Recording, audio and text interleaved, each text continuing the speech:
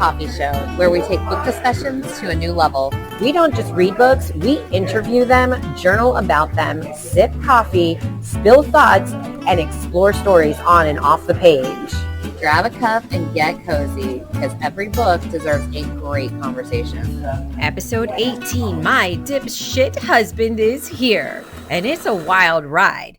And don't forget, we're in the middle of Booktober. That's right, it's the Spilled Ink and Coffee Show's giveaway, Booktober. Make sure you don't miss your chance to play along. We're back. Not that you knew we were gone, because they really didn't. No, it's because we talk too much. I'm Coconuts. Thank you. Thank you so much. You gotta remember that you're ice caramels. And I could just glasses of ice for these? Okay, thank that you. would be awesome. You're amazing. Thank you. I think there's like 22 books of mine that we haven't talked about. 15. We're not the I'm same. getting better. That means I'm improving if I'm not at half with you. So I'm passing this one to you because it's a quick read. Oh, okay. I saw you reading this one on the gram. Holy crap, it's so good. Yeah, so how's life? Because I need to know since Star Trek, like, holy crap. Yeah, I've been busy, back in rehearsal. So the show is a 3-person show. Okay, right? and the title, because they don't know. Oh, the title is Love. It's spelled L-U-V. And at one point in the show, I am married to both, like not at the same time. Oh, brava. Thank you. You're welcome. At one point, like I start out married to Milt, and then I end up married to Harry, Wow. and then you marry yourself? I end up back with Milt. Perfect. Anyway, That's a lie. Since the initial audition, we are now on our third Milt. People keep taking the role and dropping it. Okay. We've had rehearsal, but with many different people for a 3-person show. So did you get somebody locked down? So apparently somebody's locked down now. We have a 5-hour rehearsal tomorrow. Holy Jesus, my Marys and Joseph. Yeah. There, I split the baklava in you half. didn't have to. Yeah, because I think you should try it. I will. Okay, great. But I split it in half. Yeah. So there's that. I went to New York. Mm-hmm. I went to all the independent bookstores and stationery stores and all of that. I posted a picture of all of my book haul. I tried to limit myself to 1 book per store. Did that even work? It did. Okay.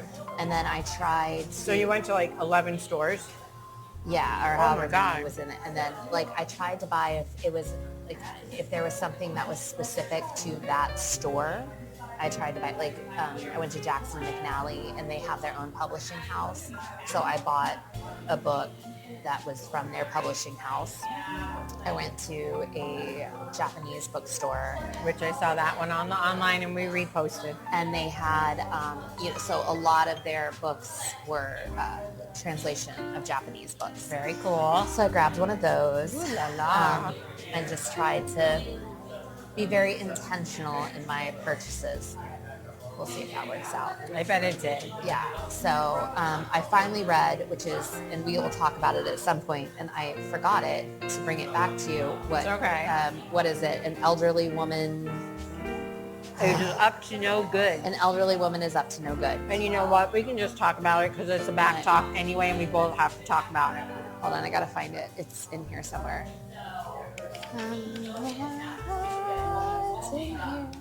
I'm gonna find it in a minute. Just wait for me to find it. It's in here somewhere. And she says she can't sing and she'll never do like a musical lead other than background. I didn't say I could sing on key. I'm just singing all the notes. There it is. An elderly lady is up to no good. Okay. We love her. So I gave it 5 stars Whoa! because I thought it was so funny and it was not what I expected at all. Like I didn't read what it was about. I just you gave it to me, so I just picked it up. And based on the cover, yes, there's a skull and crossbones on the cover, and that should have been a context clue. So it wasn't. So I didn't know what I was getting into, and I loved it. I thought she was hysterical. I thought the premise was hysterical. Interesting. Yeah. All right. So friends, we're talking about An Elderly Lady is Up to No Good by Helen Thurston. It's a physical thriller, Soho Press. It's actually translated, which is interesting. Originally written in Swedish. So it is a translation, and I picked this up when I was in Cazenovia with my mom, and it was just a tiny little book, and I was like, ooh, I'm in this Cazenovia bookstore. What is this cute little thing? The same thing, you wouldn't really know because the cover doesn't give you anything other than it's cross-stitch. Right. I gave it only 4 coffee cups, Okay. but I wrote why. Why? If it was longer, I would have given it 5 stars. I didn't want it Okay. to end. It was so good. Well, ironically, you make that statement that you didn't want it to end. When I was in Rizzoli's, another independent bookstore, I found this. Get out of town. There's another one. So this is maddening. So it's an elderly lady must not be crossed. Uh-oh. So I figured since you read the first one first, you should read this one first as well, Oh, and then we'll talk about it. Gee. Guys, she just handed me this next book. It's another translation, which is, because I did look up and I couldn't find at that time, and wow, this is fate. And it literally was sitting I had purchased, I bought 3 books at that store. I had bought, there was a book that was specific to that store, and it was on sale, so it was only $6.95. And then I forget I picked up another book, and so I had paid for my 2 books, and as I was turning to walk away, they had all of these little books stacked at the register, and I was like, hold on, I must purchase this.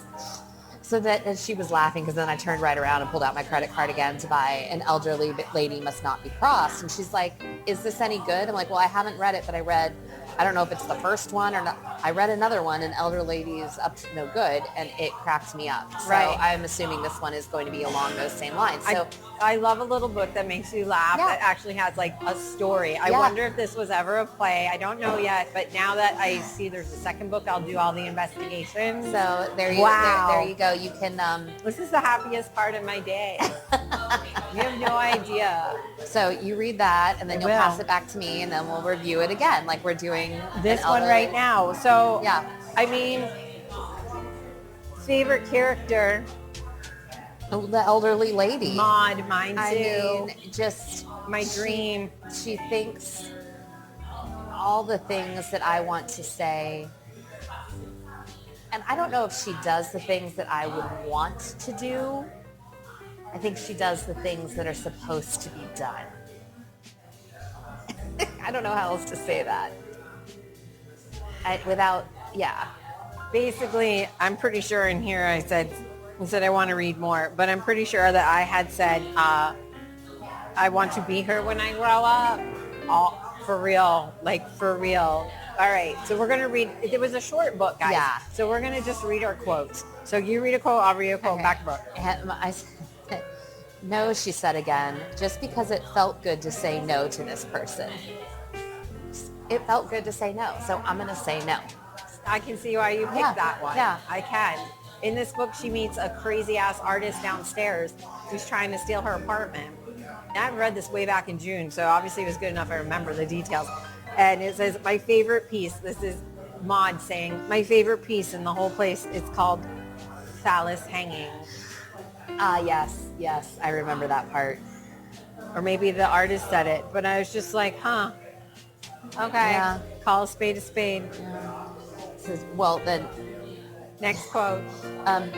no, this had nothing to do with surrogate grannies or sex, so what is going on?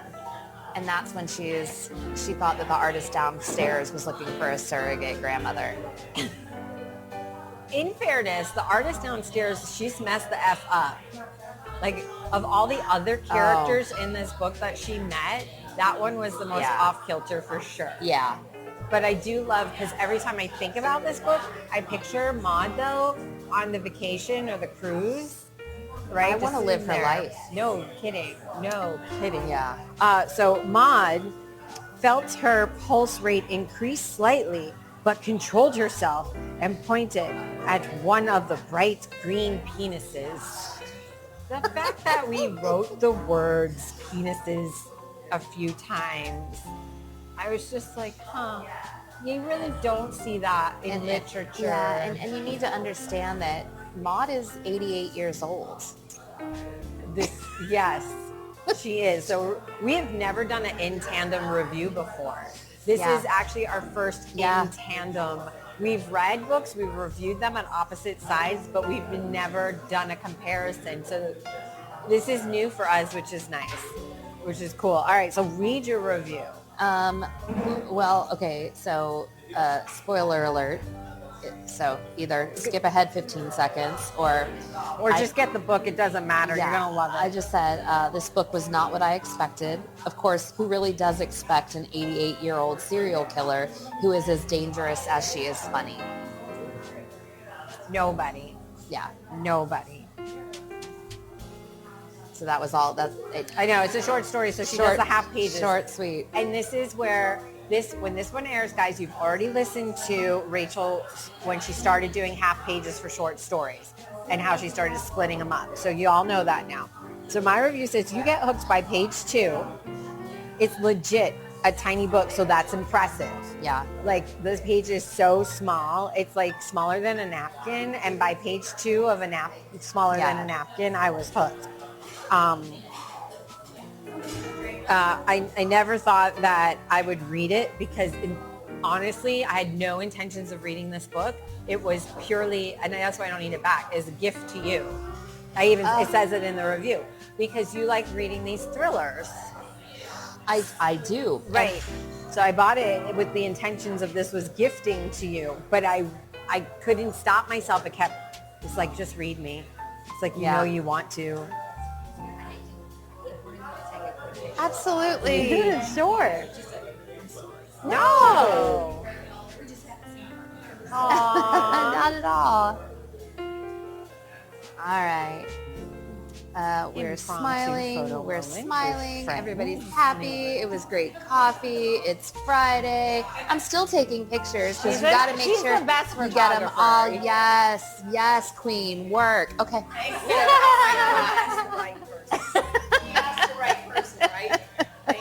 Of course.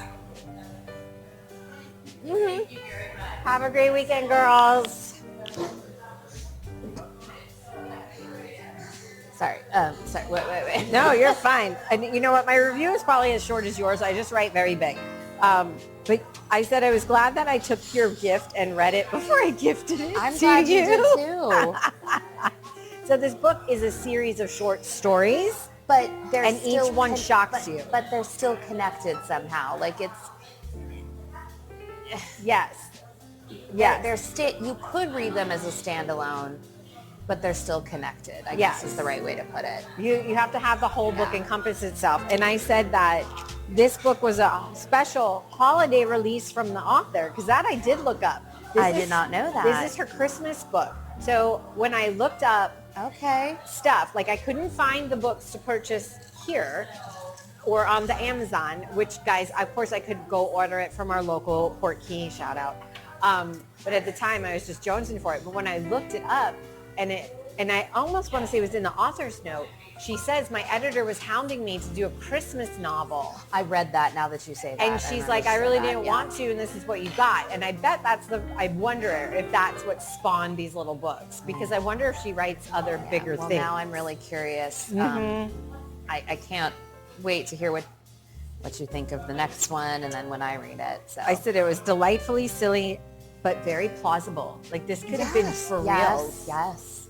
Like, this could really be happening. You and really we don't could have know. an 88-year-old woman who I felt like she lived in London, but I don't really remember. Right. So Europe. So I want more. I have to find more. You found it for me. Yeah. So our thingies were short on that. Like, I don't know what else to say about it, but let's do a weird ass question, because this is our most unorthodox way of reviewing things. And I'll do the chaos round because Okay. I think that we'll ask each other down the list. So if this book had a smell, what would it be? Dust and mold. Because the apartment The is apartment's so big. so big and so old, and so much of it is closed off. And everybody has said that there's like dust and they removed the sheet. I Yeah. agree with you on that one. Okay.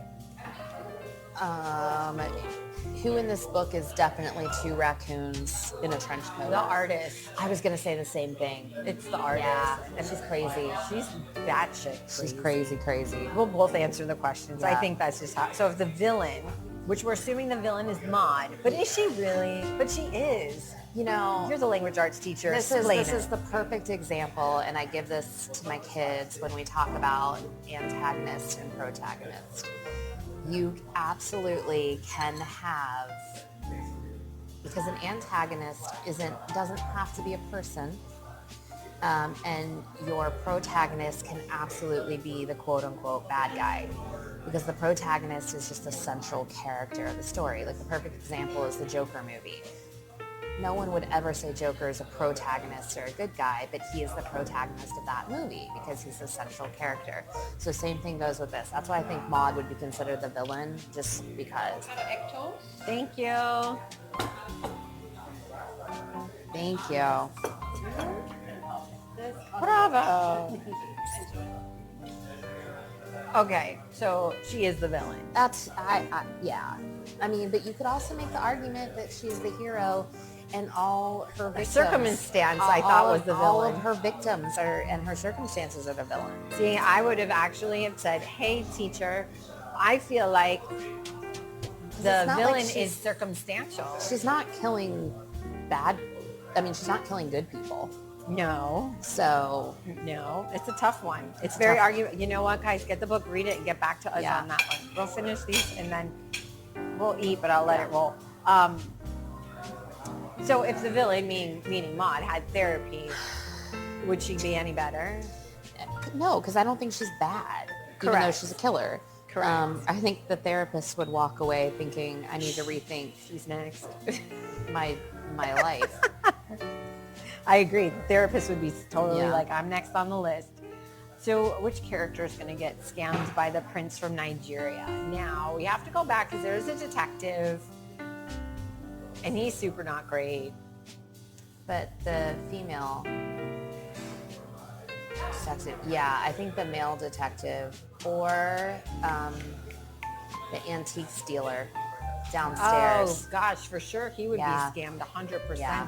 I forgot about the antique guy. Mhm. Yeah. Yeah. Okay, that guy. Well, there we go. I'm glad you remembered that. If you had to fist fight a character in Walmart parking lot at 3 a.m., which one would it be? The male police officer. Yeah, because he's He's just just so douchey. yes, thank Yeah. you. I was like gonna be like, I'm the Yeah. best, posturing, be cocky. yeah, dude, go somewhere. Yes, and do something better. Yes. What's the most chaotic way this book could have ended? Chaotic. Maybe if she got caught. I don't know. I don't feel like it actually ended because there's now another book with more stories. So I don't know if Maud's story has ended. You know what I mean? I do. I think the book is absolute ridiculousness and chaos. Yeah. Yeah. That it would be, I think, the opposite. It would end normal, right? It would Yeah. it would be horrible if this book ended normal. If you're reading each short story, and then all of Yeah. a sudden in the end you get, I think we would be so disappointed. Yeah, I agree. If aliens found this book as their only record of humanity, what would they assume about us? Why do we allow our old people to do this? Why don't we take better care of them? Yeah, no. I really no, don't. We're going to leave this one on the planet and let her Continue. wreak chaos. Yeah.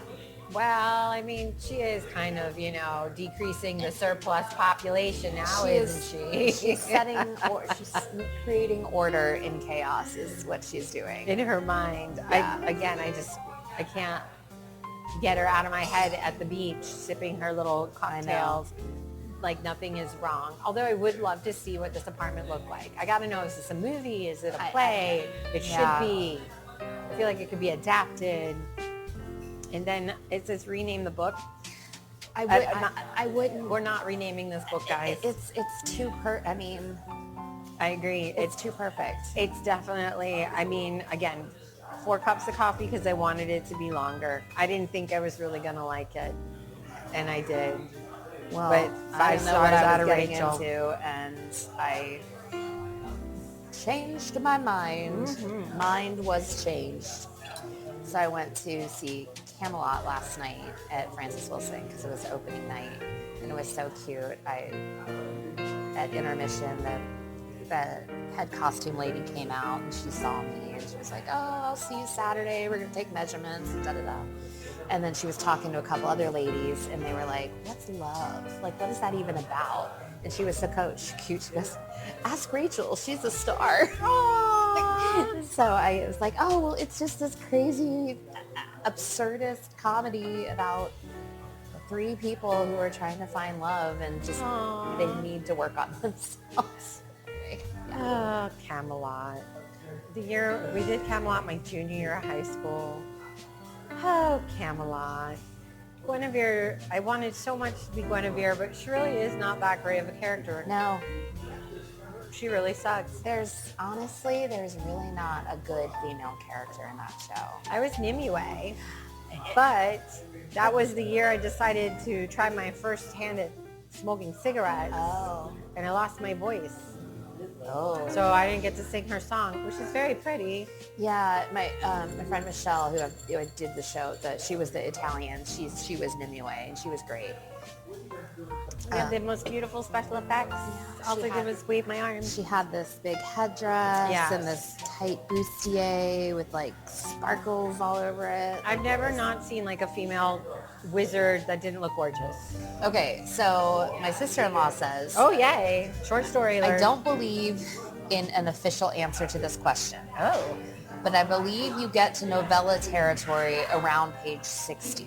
Oh. Essays, in my opinion, can be any length whatsoever, from a single paragraph to hundreds of pages. Anyway, that's how I and probably most of the people I work with would answer.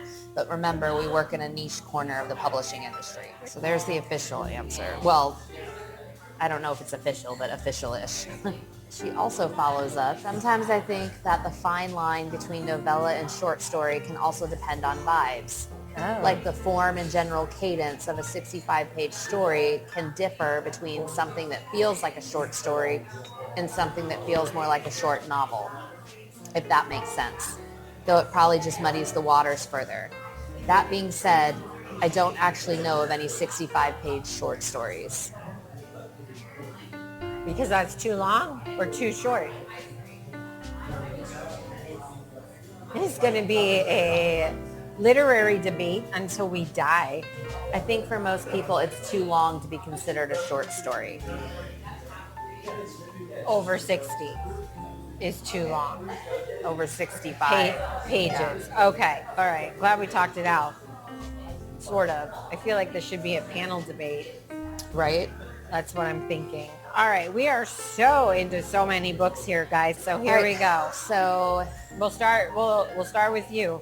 Because I think if we do 2 you, 1 me, 2 you, 1 me. Okay. Until we can't talk about it anymore. All right. Okay. So this is Fitting Indian. I'm going to say that again because the title is important. Fitting Indian. It is by, and I'm going to apologize if I mispronounce these names, Dochi Chand and Tara Anand.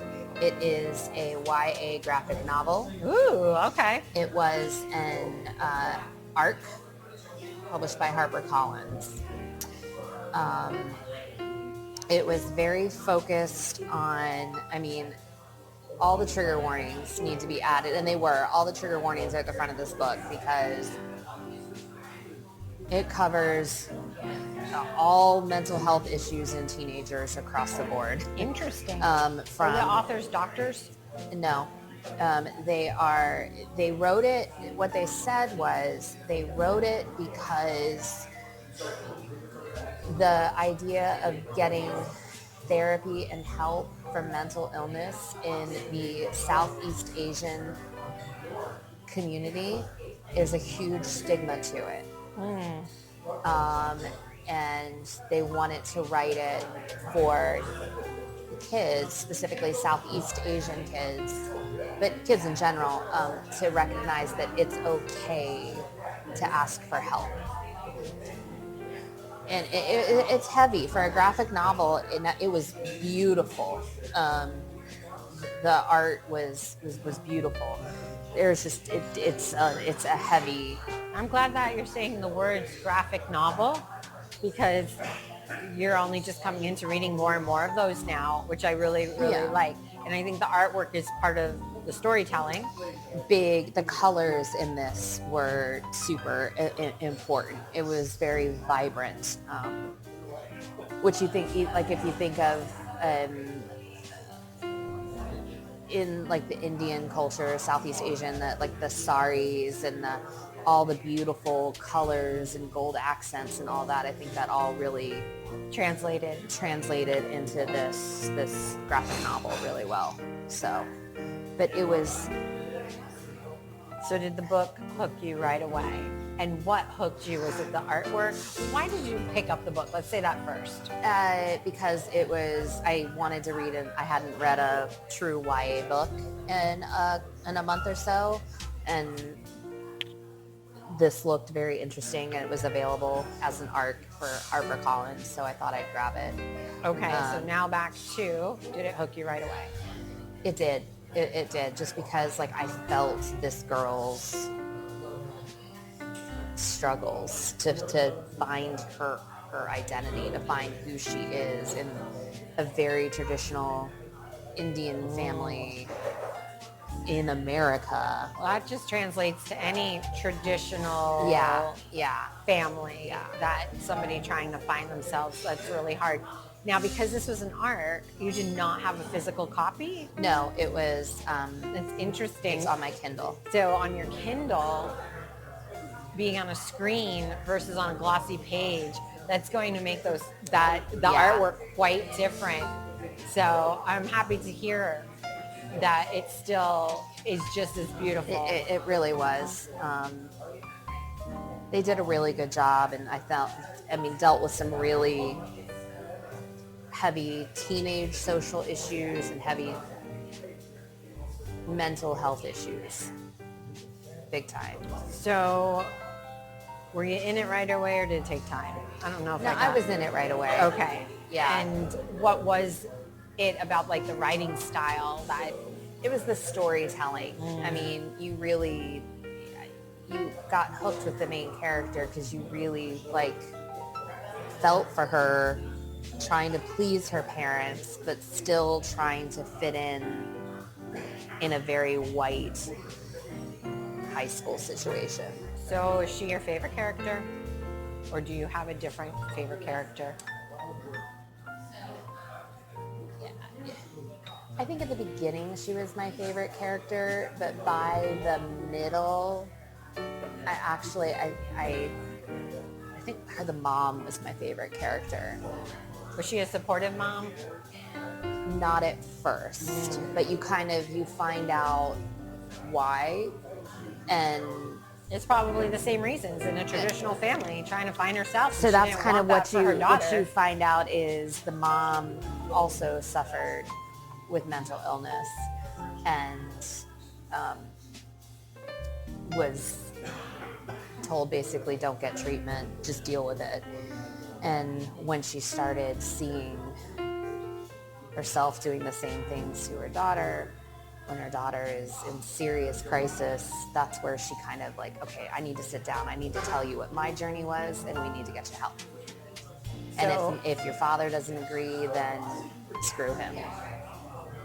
If anybody is truly listening in, no matter what your age is, it is okay to ask for help. Yes. And if you need strength, pick up this book, because it will give you strength. It sounds like it was all memorable and powerful. Yes? Yeah. It was, from dealing with, first generation immigrants to bullying to social peer pressure to self-harm, alcohol abuse. Like literally there's so much packed in this, but not in a realistic way. I was gonna say that Like it doesn't like, seem like overkill. It sounds like today's society. Like that's just how like it this is literally how like the alcohol was how she was coping with all the pressure at school and at home, and then that drifted into the self-harm and So we understand what the big idea and the theme is. We get that. Did the book make you think differently about anything? I think it made me stop and think about how other cultures approach mental health and mental illness and what stigma is attached to it. That kind of, but it also gives you a view of, here's a main character is a girl of color in a predominantly white world trying to find a way to fit in, like trying to dye her hair blonde, like, where I'm thinking, look at this beautiful, luscious, thick Indian hair that's just gorgeous, and I would love to have thick hair like that. And here she is like, no, I just want it blonde. Everybody can relate, it sounds like, to this book in some way, because we all go through this type of trauma. I'm not a teenager, but I was a mother, or I am a mother, and like, and you felt all the things. Yeah, and even, there's a brother who, But when you were a teenager, this makes you think back about the things that you 100%, went through. 100%. We've talked about that, not on this podcast, but personally. So it sounds like everybody can relate to this, which is amazing. Is there anything that stuck with you, a specific quote or a passage or a situation?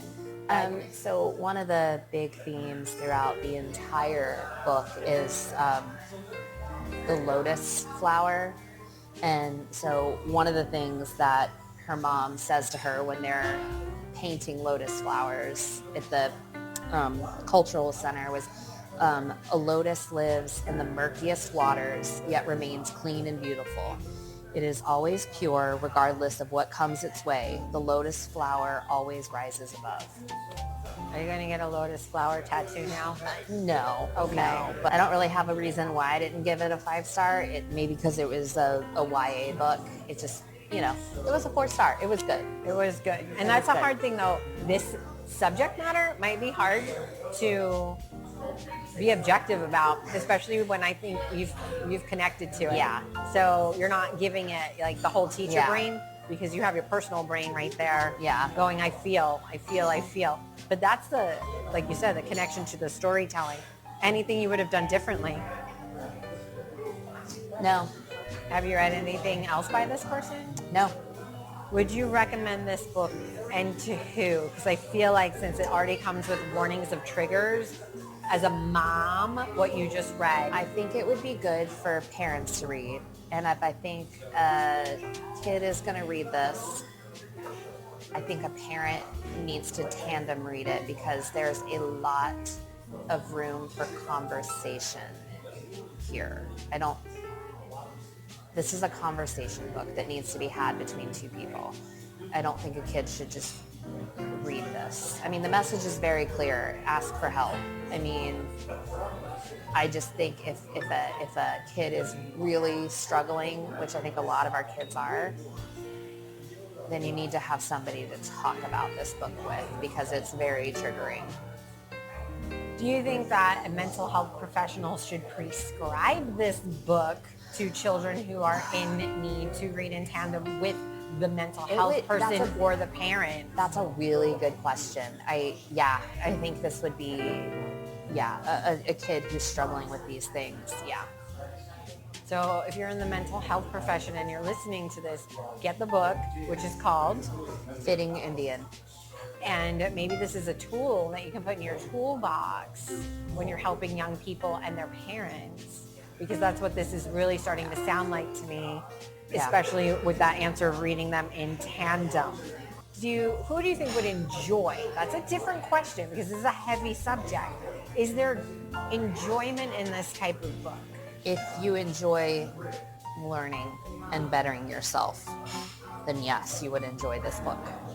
But again, with somebody who is older, wiser, if you're a young person, to help you comprehend, understand. I don't think this is a book that should be read by middle schoolers. Okay, that's where I was going I at. think this is geared definitely more towards the high school years. Okay. Especially with its subject matter, with the drinking. There's a sexting situation too. So this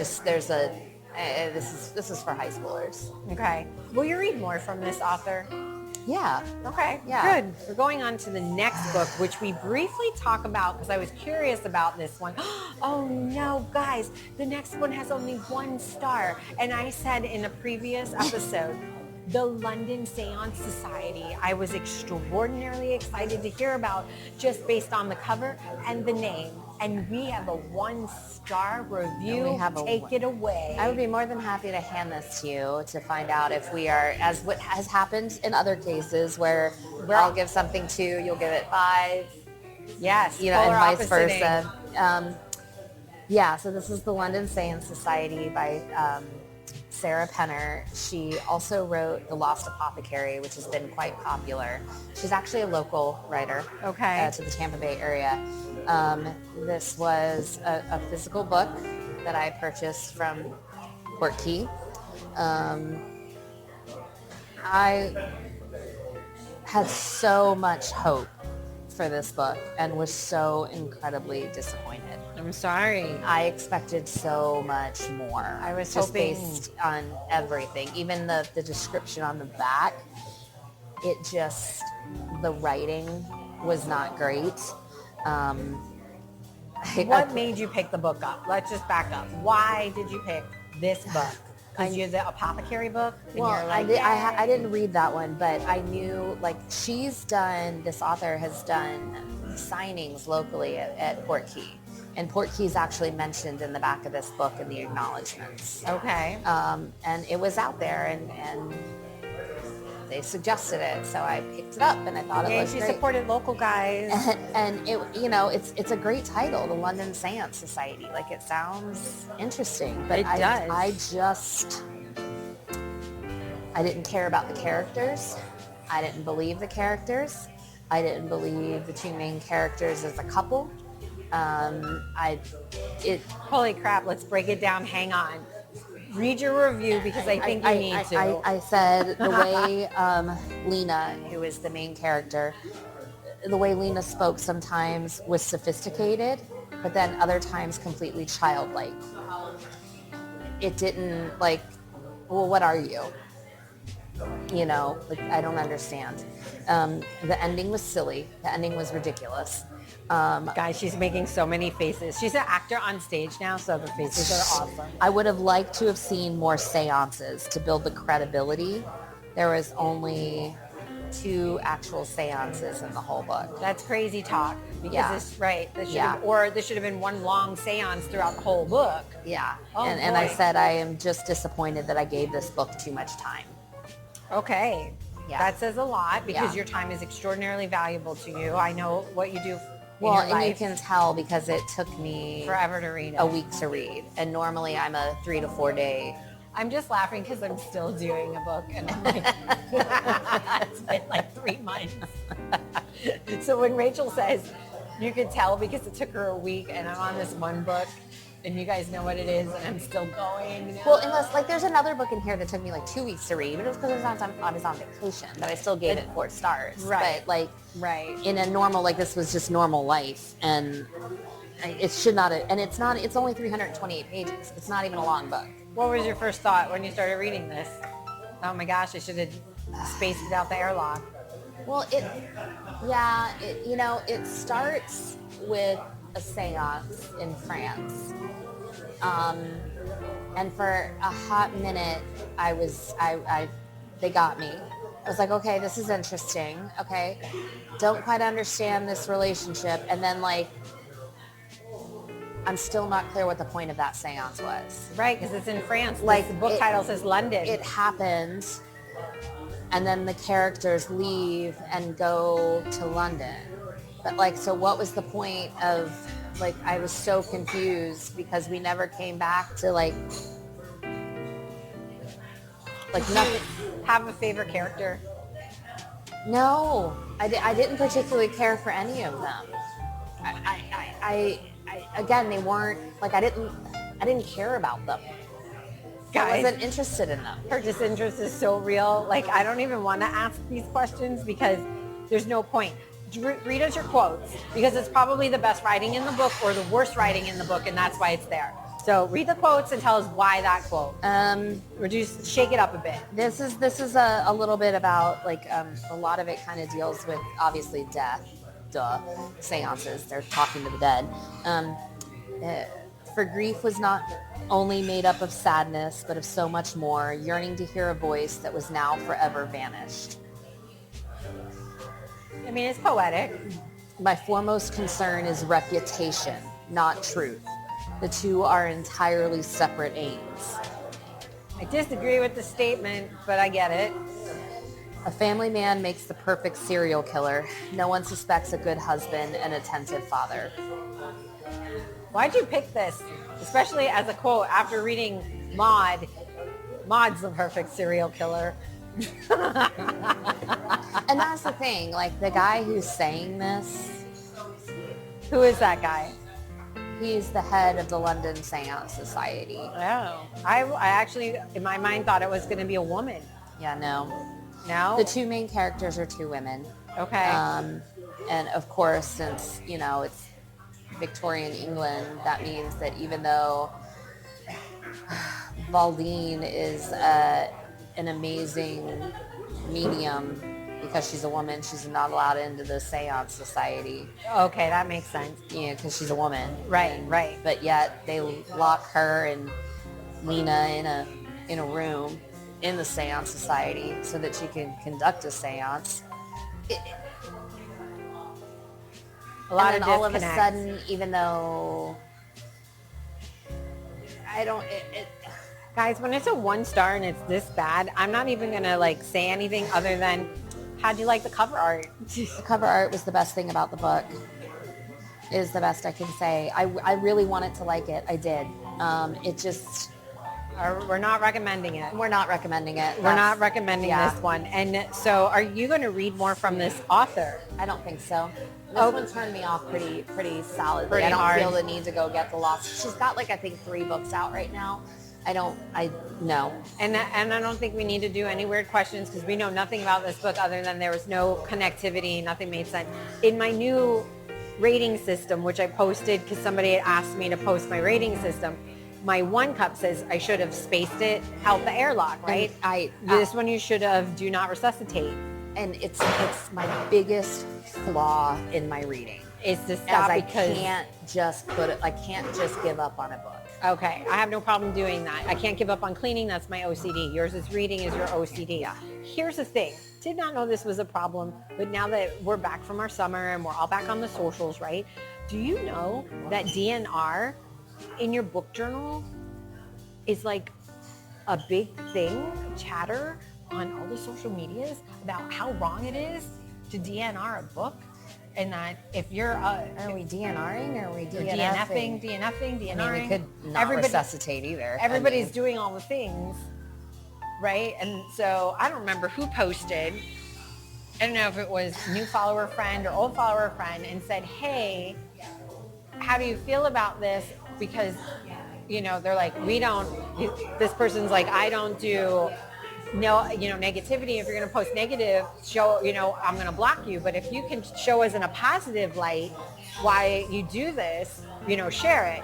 And I said, well, first of all, I think that the point of contention people are having on the socials about it is because they're doing the gravestone. Oh, yeah. I mean, mine's a great... Right. I said, I think that might be part of it is that, I said, and there's nothing wrong with that.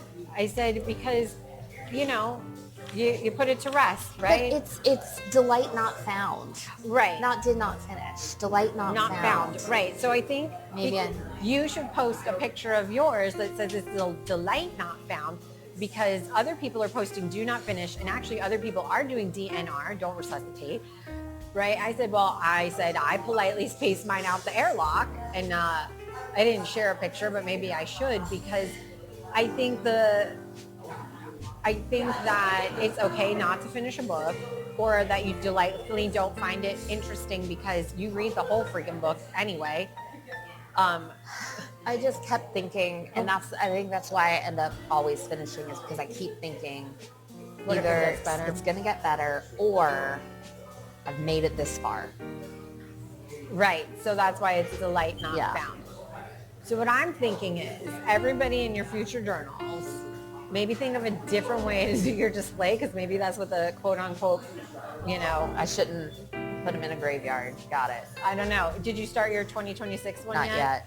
So that's a November situation. For you, because I have the journal though. All right, delight not found. So you know what I think? This is my suggestion, only because I'm feeling like this might be how you do it. Okay. Because I know you have this stamp, I think they should float away in the big bubble like Glinda. Because the delight's not found, so you put them in the bubble and they're gone into the universe. Okay. My suggestion. I have a few other ones, put them in the Chinese lantern, set it on fire, whatever. I also have a couple pickup truck stamps. I could put the book in the back of the pickup truck as it goes hauls down it the out. road. Yeah. You just have so many clever stamps that when I saw this come across, and I kept seeing what the commonality was, it's the gravestone. Okay. And so I think everybody should be challenged, including you, because you have a lot of stamping resources. How else could you delight not found without using gravestones? Right. Okay. Right. The ice cream's upside down, melting onto the ground. It's I don't know. But I pictured Glinda and her down here with her wand and shooing the bubbles away. All right, I have a challenge. I got it. That's just my thought on it. I like it. So guys, think outside your box. So many people are stuck in the thing. They're stuck in the thing. Stuck in all the things. All right, we'll do one on my side, because this one will be a long one, but it's all good because you see already what it is. Yeah, and I've read this one, and I know, because we talked about it, that we had differing. Because I'm pretty sure you gave this one 2 stars. I'm pretty sure I did. Yeah. 2 stars. So guys, we're talking about The Bones Beneath My Skin by TJ Klune. It's a physical sci-fi. The publisher is Tor. My favorite character is Artemis Darth Vader. I kid you not. So now, we did the Hail Mary. Blew my mind, right? Hail Mary project. Then I read this one, and it hit the best of 2025 list. Can't wait for a movie to come out. I want to cast it and direct the show. A movie. I've never ever wanted to direct a movie, ever. I only like stage. This makes me want to be part of a directing team. Do you know, before I start asking you questions, do you know that, and I don't remember if we talked about this when I read it, this book was originally self-published. Yes. And then once he got his book deal with all the other ones, and House of the Cerulean Sea, all of that, then Tor went in and republished it. Yes. And he said in the book jacket, thank you to Tor for picking up and taking a chance on a weird-ass book. It's a weird-ass book, guys. No joke about it. It's a weird-ass book. It really is. So the genre is... I think it's sci-fi. Could err on the side of sci-fi. Horror. Depends on who's reading it. What were your first thoughts? Because you might have been slightly influenced. You had my voice in the background because I had already reviewed it. So what were your first thoughts when you started reading it? Am I going to like this?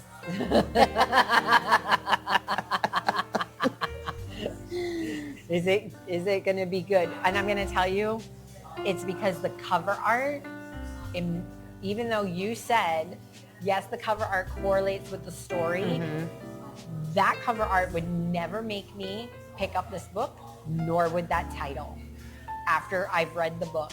I think it's completely wrong. Love the colors though, guys. Like, color palette's great. Okay. But I think the title's wrong, and I think the imagery is incorrect. So what would you have titled it?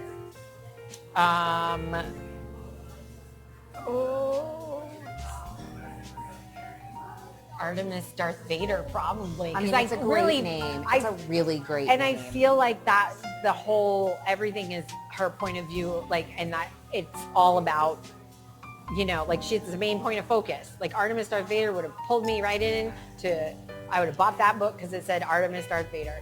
And she plays a huge part, especially in the end. When the end came, which I'm not going to tell you guys because the end is epic. Sure, it's about a man struggling through his problems and then gets the relationship, blah, blah, blah, blah. That's another big story. I did like the ending. The ending, Yeah. chef's kiss on the ending. So that should have been the title. Okay. And then if this was going to be the picture, which you can't see inside the portal which is, again, doesn't come to the end. Right. They needed that to zoom in. That should have been like, at least zoomed in. Not this countryside crap. Guys, that has nothing really to do with this countryside crap at all. Like, the picture's deceiving in a million ways. It's totally what I do different. I don't even know where we are. Did it hook you right away? As soon as Artemis said her first words, I was hooked. Okay. Artemis hooked me into it, and that had to be it. But you had to get into that a bit before you met her. So the answer would be no. Okay. For me, it was her, and I was like, what the heck? Were there any characters you found frustrating or didn't like? I didn't think we needed the cult, and if it had to be there, I think they could have made that part a little shorter. So the cult guy was waiting for the xenomorphs to come down and take them off the freaking planet, like, some of us are. However, I'm not an extremist in that way. For you, remember you said you didn't like that we were driving all over the place. I wanted more story than just go here, story, go here, story, go here, story. Yeah. Okay, I could see that. I need something to happen. Right. Let's happen. All right, I'm going to read the quotes real quick. That's what that was my next, because you've got a lot I going do, on because the there, quotes so. actually go down this way, and this is the review. Who are we?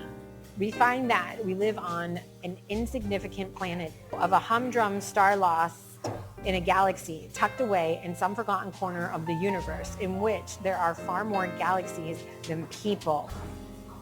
That is a quote from Carl Sagan that the author quotes before you even open the book, which I felt was really interesting perspective about, you know what, you're right. We are tucked away in the universe somewhere where we have way more humans than galaxies right now. Whether that be because we don't have enough technology to know it, but I think that should put in perspective how special we are. Because there's not a lot of planets and humans out there. Yeah. We're actually pretty special, regardless of how our origin stories may be, And I think that's the point, is that we get so wrapped up in this everyday, whatever we're doing, the rat race, and we forget that we're this tiny speck on a spinning orb in the middle of nowhere. Yep. So interesting. Next quote. You won't understand, at least not right away. Listen to the end before passing judgment. One should not exist for all of us. It's the opening statement on page 1. I think that ties in actually really good with it, that there's actually a quote on the front of the book that gives a little, there's nothing more human than a broken heart. Like, thank you, Tim, man. yeah. Yeah, exactly. I mean, there are definitely points that make you realize, in my opinion, of course, to take a step back and have gratitude for having this life, because it's actually, it's pretty freaking cool. And to exist. And I think that is one thing that he really gets across in the book. Like, you get to see that through Artemis' eyes. Which, love it, because the next quote is, "Howdy, partner. My name is Artemis Darth Vader." I forgot that she was obsessed with Westerns. It's nice to meet you, I reckon. I forgot about that. So because of that, that's why it hooked me, because she's reading these Western novels and things that we all speak. And I'm just like, that's what the Japanese think of us too. Yeah. It's like, that's amazing that foreigners think that Americans are like this, cowboys. Yeah. And so from then on, like, I'm voicing her in my head, you know, how is Alex supposed to get better if he doesn't get chickens? The chicken soup. Like, if you took out all the weird stuff that you and I both were like, yeah, all right, whatever. And you just went to this, like, if we just honed in on the focus a little better, I think you would have enjoyed it so much because she's hilarious.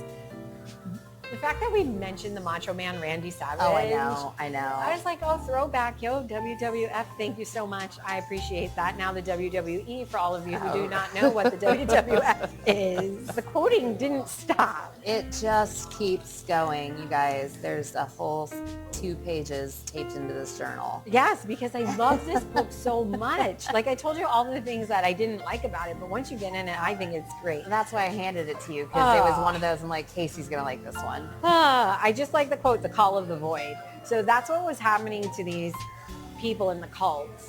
Yeah. Is they kept getting the call of the void. Now, for anybody, when you're like, who would enjoy this book? People who believe they've been abducted by aliens. Yeah. 100%.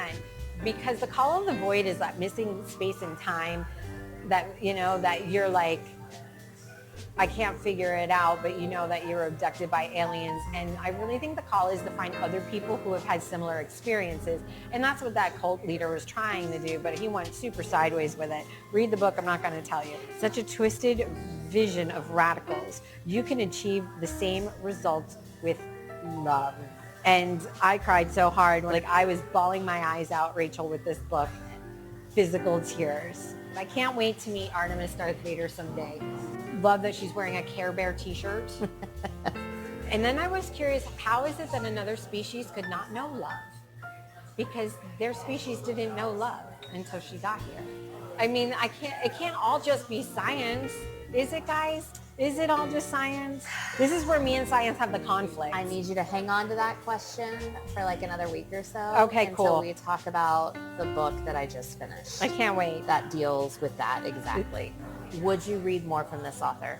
Have you read anything else about him? No, and that's interesting because you said he writes something totally different than sci-fi genre. So I would highly recommend, if you like this book, especially the character of Artemis Darth Vader and the curiosity that comes with her, I would highly recommend The House in the Cerulean Sea.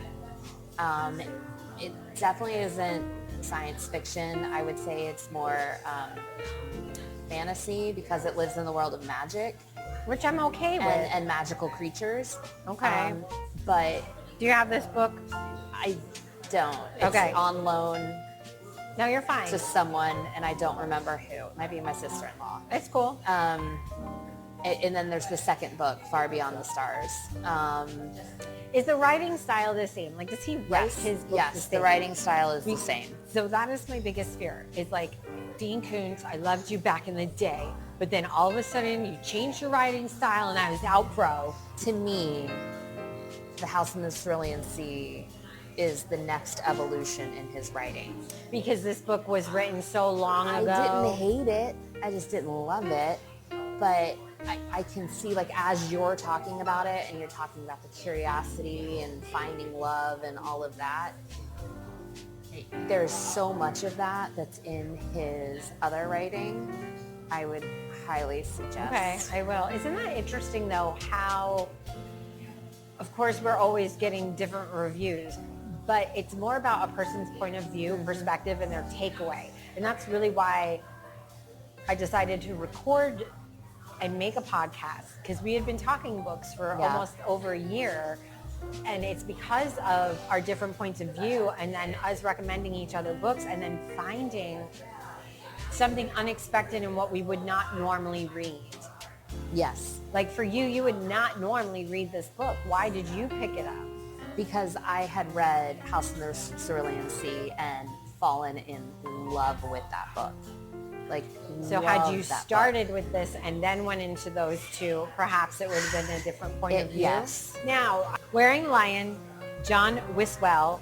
I did audio, you did physical. It was an arc.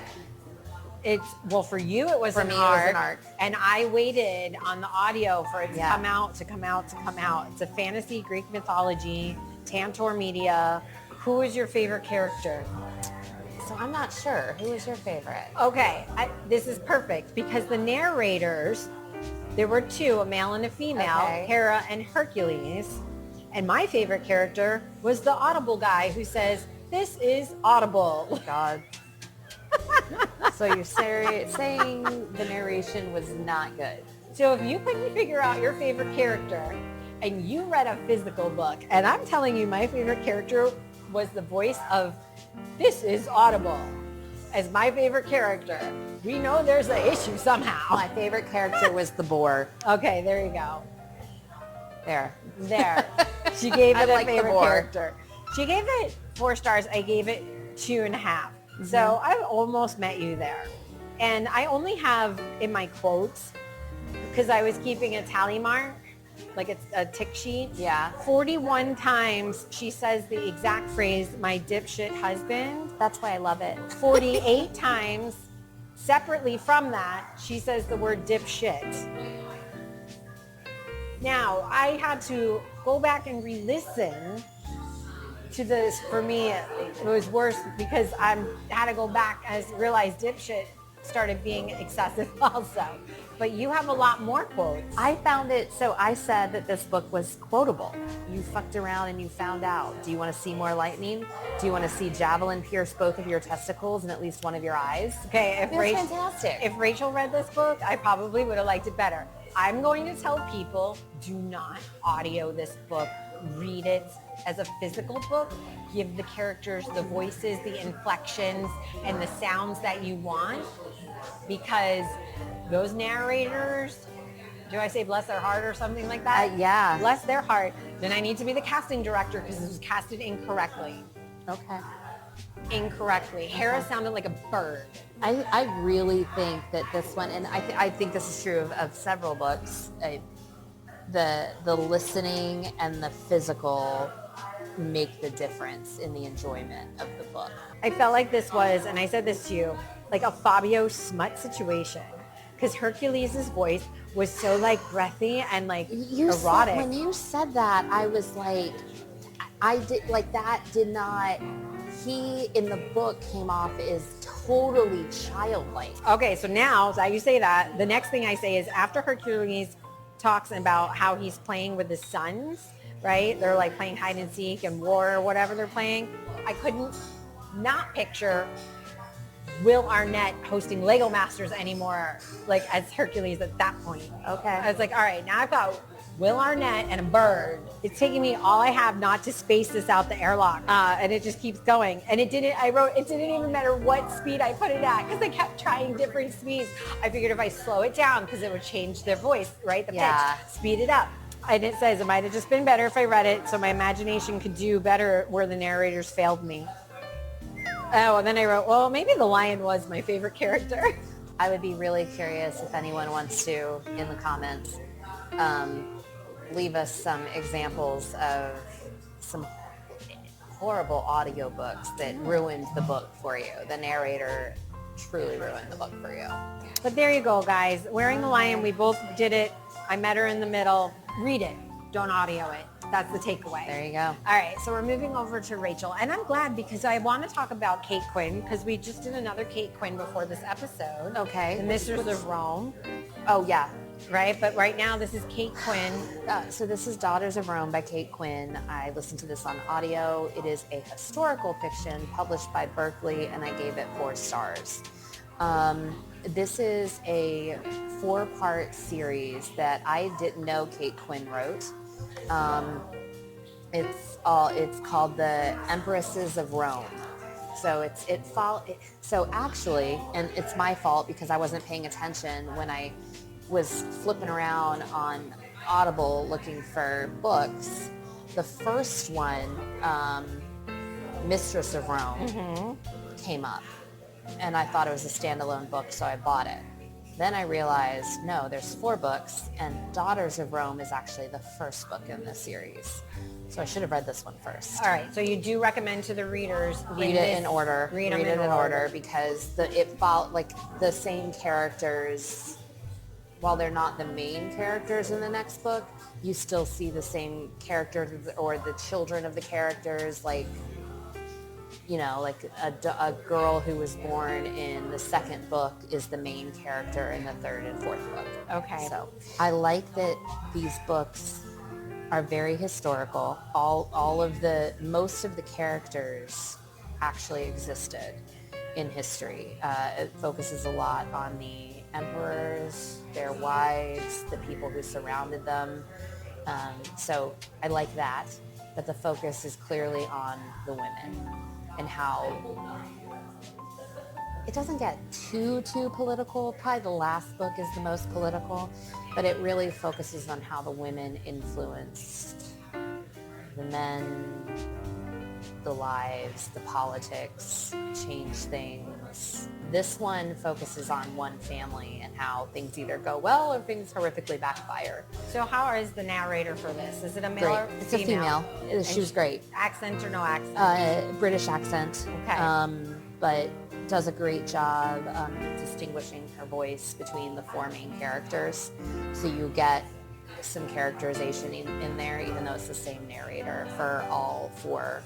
I love women. a narrator who could do that. That's a seasoned narrator. Yeah. I'm assuming you picked this up because you read the previous. Yes, Okay. I did. And that's why the series was very good. The series made me want to read the first book, and I said it in the first book review that I like a book that has a true villain.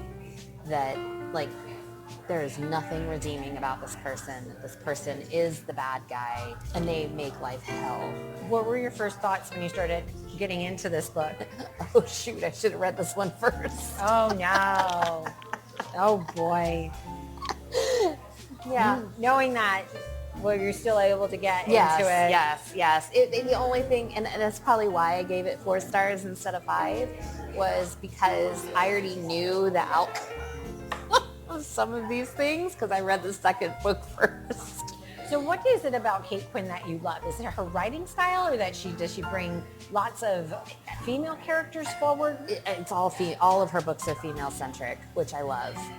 It's a lot, and I'm finding this out.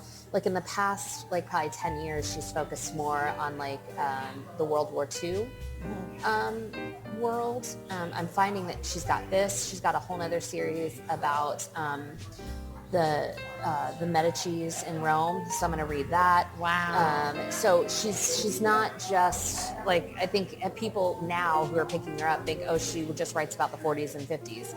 She's got, like, she covers everything. Favorite character? Oh, I don't remember her name because it's 2 sisters and 2 cousins. They're all in the same family, though. Well, I can't remember. Well, tell us why this person was your favorite character, and eventually the name will come to you, because we haven't seen each other, and you've read a million books. She really, really loved her husband, who dies, and she manages to pull herself out of that and find purpose in awful situations. So who is the character you liked the least? So again, can't remember the name, but I'm probably not giving it away because I'm not naming names. She thinks herself she comes off for most of the book as being very likable, and you don't really dislike her until you get to the end, and you're like, this is the crap she was pulling the entire time and nobody knew, and she ends up becoming the Empress of Rome unwillingly. What's your favorite scene or most powerful, memorable thing from this book? Memorable moment, memorable anything? I think so these are 4 very privileged women, and none of them take the privilege for granted. They all find a way to help those that have less than them. The thing that I learned that I found very interesting is divorce was no big deal in ancient Rome.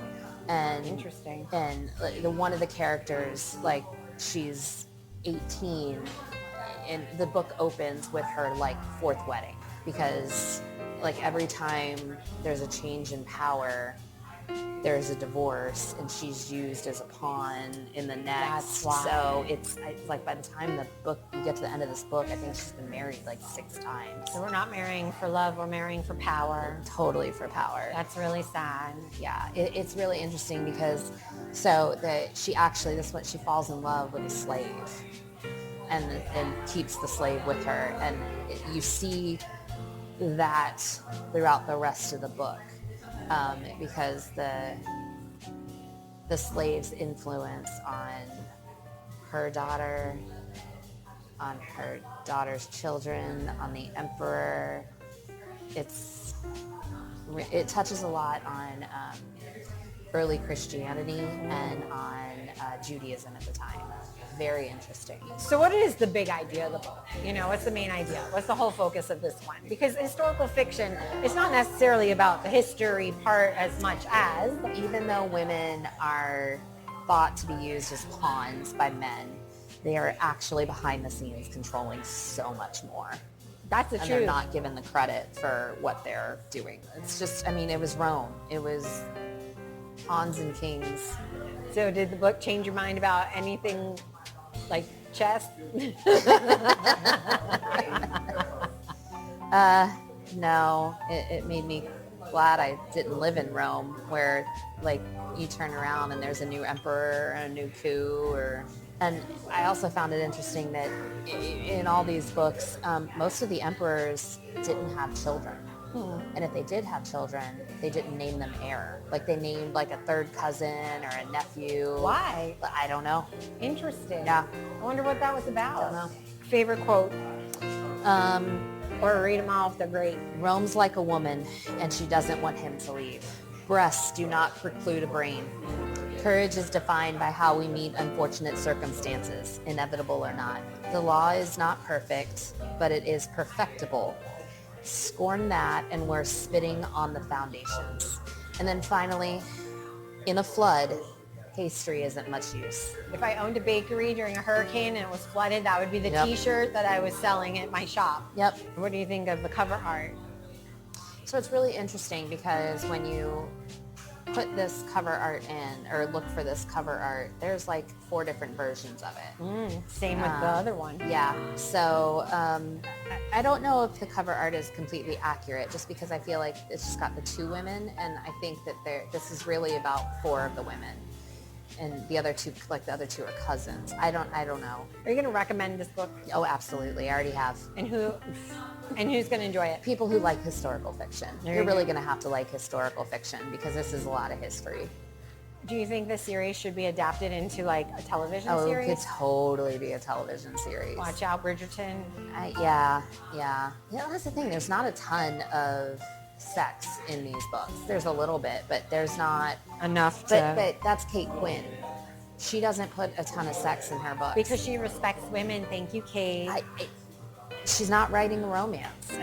There's romance, obviously, but there's not a ton of sexy sex. That doesn't make sense. I do. It does make sense. If the characters from this book had to sing karaoke songs that express their deepest existential dread, name a few of those karaoke songs these girls will be singing. I Will Survive. Okay. It's Raining Men. I Am Woman. Okay. Yeah. I love that. Well, friends, with that, that's the ink, and we'll see you again next week. Thanks for joining us. Bye. It's the Spilled Ink and Coffee Show Booktober giveaway. It's spooky season, and we've brewed up something special just for you. Step 1, tune in to our bonus episode on October 30th. And somewhere in the show, Rachel's going to drop a secret word. Don't worry, you'll know it when you hear it. After that, it's easy. The next step is email the secret word to the spilledinkinkcoffeeshow@gmail.com. Make sure you include the secret word, a screenshot showing where you listen to our podcast, or maybe where you follow us on social media.